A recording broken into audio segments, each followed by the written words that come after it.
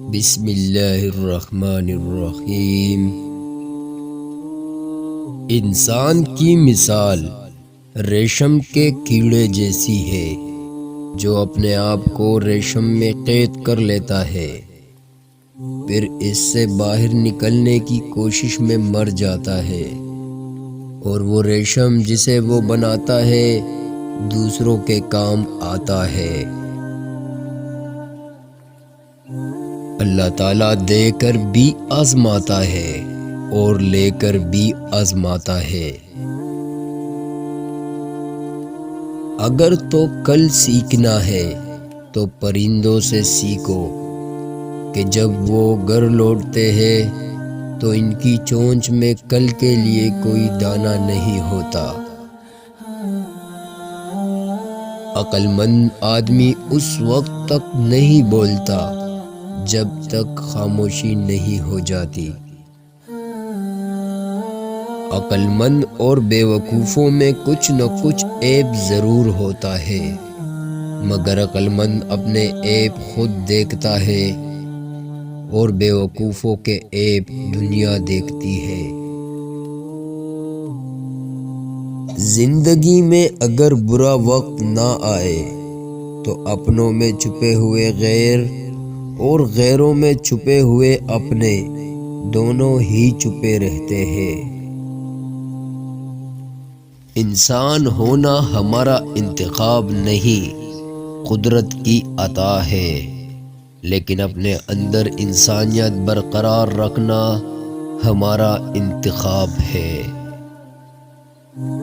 اخلاق ایک دکان ہے، زبان اس کا تالا ہے۔ تالا کھلتا ہے تو پتہ چلتا ہے کہ دکان سونے کی ہے یا کوئلے کی۔ بد زبانی، بد کلامی اور فحش گوئی سے آپ نہ صرف اپنا وقار تباہ کرتے ہیں بلکہ ان لوگوں کی بھی توہین کرتے ہیں جنہوں نے آپ کی تربیت کی۔ موت سب سے بڑی حقیقت ہے جس کو ہر شخص بلا بیٹھا ہے، اور زندگی سب سے بڑا دھوکہ ہے جس کے پیچھے ہر شخص بھاگ رہا ہے۔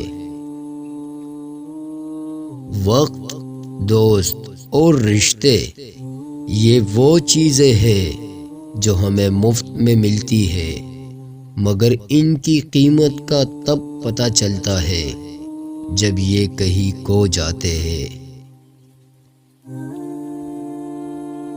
اصل طاقت برداشت کرنے میں ہے، انتقام لینے میں نہیں۔ رشتوں کی رسی کمزور تب ہوتی ہے جب انسان غلط فہمی میں پیدا ہونے والے سوالوں کا جواب بھی خود بنا لیتا ہے۔ ایک دانشور سے پوچھا گیا کہ غصہ کیا ہے، تو خوبصورت جواب ملا کہ کسی کی غلطی کی سزا خود کو دینا۔ کسی انسان کی نرمی اس کی کمزوری کو ظاہر نہیں کرتی، کیونکہ پانی سے نرم کوئی چیز نہیں ہے، لیکن پانی کی طاقت چٹانوں کو ریزہ ریزہ کر دیتی ہے۔ حرص سے روزی نہیں بڑھتی، لیکن انسان کی قدر گھٹ جاتی ہے۔ انسان چہرہ تو صاف رکھتا ہے جس پر لوگوں کی نظر ہوتی ہے، مگر دل کو صاف نہیں رکھتا جس پر اللہ کی نظر ہوتی ہے۔